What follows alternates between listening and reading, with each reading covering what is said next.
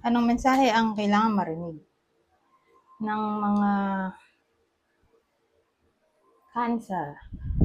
Mula October 1 to 15, 2024, pwedeng nangyayari na to o mangyayari pa lang. Kung hindi man para sa inyo, itong magiging reading ay di baka para sa someone na malapit sa inyo o someone na kakilala nyo mismo. Baka may lumabas na gender mamaya, gawin nyo na lang energy, masculine at feminine energy. Pwede rin naman na huwag nyo napansinin yung gender. Hindi ko alam kung anong lalabas, kung positive ba o negative ang magiging reading. Depende sa kung anong mapipick up kong energy mamaya.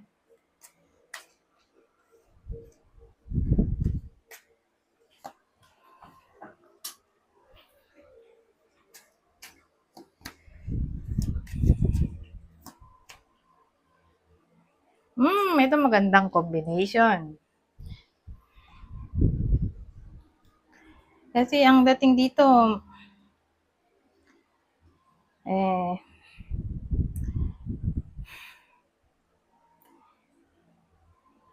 may improvement na sa topic ng sadness. So, na-depress siguro yung iba sa inyo. Kinakaya naman eh. Kahit na ganon. Sad. For some reason. Pero iniisip ko anong reason. May gusto kasi siya eh. Ang gusto niya ay new relationship. Whether crush niya yan o ex. Kaya lang siguro mukhang unrequited love to. O feeling niya eh wala siyang pag-asa. So may ganong tao dito. Pero don't worry. Kasi ang ganda nung nasa taas oh. Ace of Cups saka Death. Parehong upright. So ibig sabihin, kung ano man yung kinai-stressan ng iba sa inyo, lalo na kung yan ay may kinalaman sa love, new love, o reawakening ng relasyon. Pero tingnan nga natin, ano ba yung Ace of Cups na yan para may direction tayo. Sila pa ba pero nag-aaway o crush lang ba to o ex?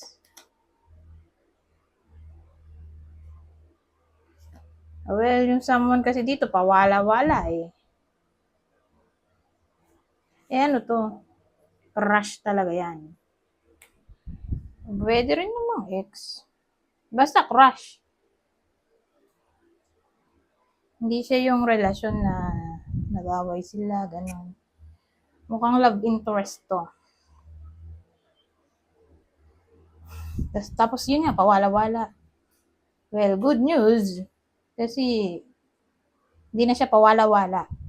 Okay? Sa 2 linggo na ito. Magre-reconnect ulit sila, itong mga bida sa kwento.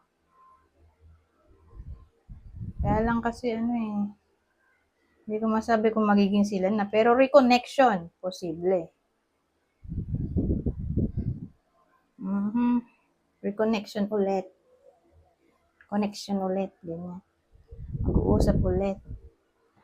So, sino yung partner dito ng Cancer? Cancer. Para malaman nyo kung para sa inyo ba itong reading o hindi. Kapwa nila Cancer o Pisces. Alin man sa dalawa. Kapwa nila Cancer o Pisces. Yan yung person dito. Ex o crush.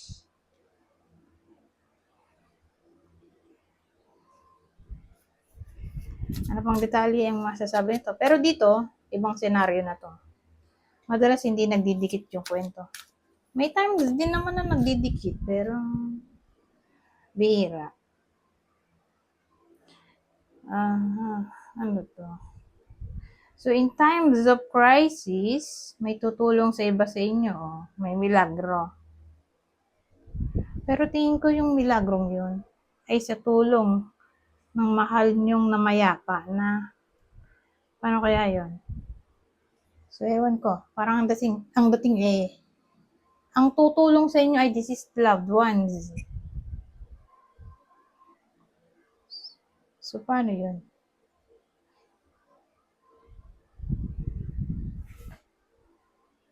Sabihin natin maaaksidente. Halimbawa lang. Halimbawa, maaaksidente na. Ganyan.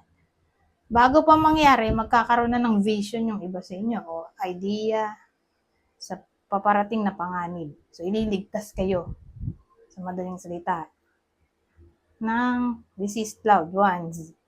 O sabihin natin hindi ganon. Hindi aksidente.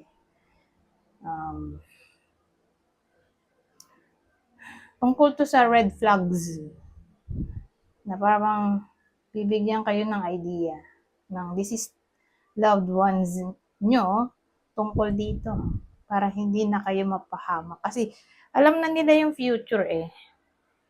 So dahil alam na nila ang future, bibigyan nila tayo ng warning signs. Yan ang dating. Kaya lang kasi, syempre, mahirap malaman. Diba? Dahil di mo naman nakikita. Talagang literal na nagre-rely lang tayo sa psychic abilities, which is sometimes pumapalya, di ba? Saka hindi ka makarely talaga 100%. Kaya tuloy, di ko masisi na yun nga, minsan hindi tayo naniniwala o ini-ignore natin yung nakikita nating signs. Kasi nga, hindi tayo sure, di ba? Dahil hindi naman siya reliable. Pero this time, parang pay attention. Ayun, nakalagay, paying attention. Hindi siya kailangang baliwalain. Itong intuition na sinasabi ko. Sudden insight ba tungkol sa mangyayari sa future para sa iba sa inyo. So, pay attention. Okay? So, nararamdaman yung biglang naging iba o palaging tumatakbo sa isip nyo o alaala na nangyari sa past. Kasi sa experience ko, alaala siya na nangyari sa past. Tapos naisip ko nga. So, inisip ko, bakit ko naalala yun? Hanggang sa nakomit ko yung same mistakes. Oh my God. So, yun yung parang naging lesson sa akin na pag pala may naaalala tayo na nangyari sa past na parang nagre-rewind sa utak natin. Hindi natin masabi bakit ganun. May meaning pala yun. Saka yung sa experience ko, yung bigla kong nakaramdam ng kakaiba o nakarinig ng kakaiba. Bawa may ginagawa ko. Tapos may narinig akong kakaiba. Bawa may kumatok. Yun pala, kaya ganun. May mali akong ginagawa. Tapos hindi ko naman na-gets. Malay ko kung ano yun. So, ganun pala yun. Kung may something na kakaiba, pause for a while, tapos mag-observe. Kasi may meaning pala yun. Ibig sabihin, based sa experience ko, may kumatok nga na, alam mo yung katok sa sa tiles. O, di ba ang weird? Na malakas. Tas gabi pa yun. Natakot nga ako eh. Sabi ko, ano kaya yun? As in, madaling araw na yun. Hanggang sa tinignan ko yung cellphone ko. Kasi nagbi-video ko nun eh. Inalam ko kung ano ba yun. Kung may meaning ba yun. Hanggang sa, ang meaning pala nung tunog na yun ay mali yung ginagawa ko sa cellphone ko. So, nasayang lahat ng effort ko. Gumawa ko ng ang haba-habang video. 3. 15 minutes pataas. Siyempre, nakakapagod, di ba? Lahat yun, nasayang ang effort ko. Deleted na sila lahat dahil nga mali yung settings ng video ko. So, yung pala yun. Narinig ko na yung tunog na yun bago pa lang ako magawa ng video. As in, nasa kakapindot ko pa lang ng record. Tapos biglang tumunog. Diba? Ang weird. O kaya, halimbawa, biglang uminit yung pakiramdam ko o kinalabutan, gano'n. So, case-to-case basis naman yan. Okay? Mag-rely kayo sa kung anong alam nyo. Kasi ganun naman talaga. Yung base sa na-research ko mga medium, psychic medium, na nagre-rely nga yung mga spirit guides natin sa kung anong alam natin. Mm-hmm. So, example, kung gusto mong maging magaling na psychic medium at malaman mo kung anong pangalan ng kausap mong spirit, kailangan mo mag-aral ng sangkaterbang names. So, para lang to dun sa mga nagde-desire mag-psychic medium, hindi kasi ako nagde-desire mag-level up. Dahil, syempre, pataas ang pataas yung alam mo, pataas din ang pataas yung responsibility. Parang position lang din yun sa trabaho. So, pag ganun, taas ng responsibility mo, toxic. Di ba? Parang, wala ka na ibang choice. Kundi, gawin mo na yung duty mo, which is tulungan yung spirit. Eh, paano kung di ka handa, di ba? Yung loob mo na makakita ng mga ganong spirit, hindi ka bihasa, o ayaw mo. So, case to case basis, di ba? So, sa case ko, ayaw ko nga. Kaya hindi ko na ni-level up.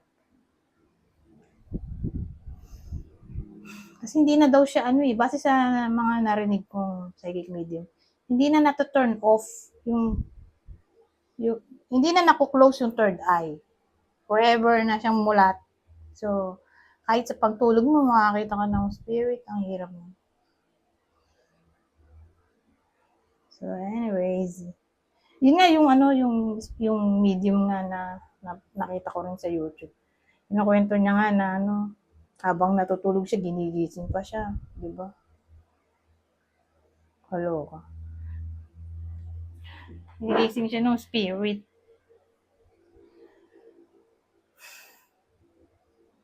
Dahil napapatulong. Anyways, saan na ako nakarating sa mga pinakukwento ko. Pero again, depende yan sa kung ano nga ang alam ng isang tao. Doon magre-rely yung spirit sa pag-deliver ng kanyang message. Anyways,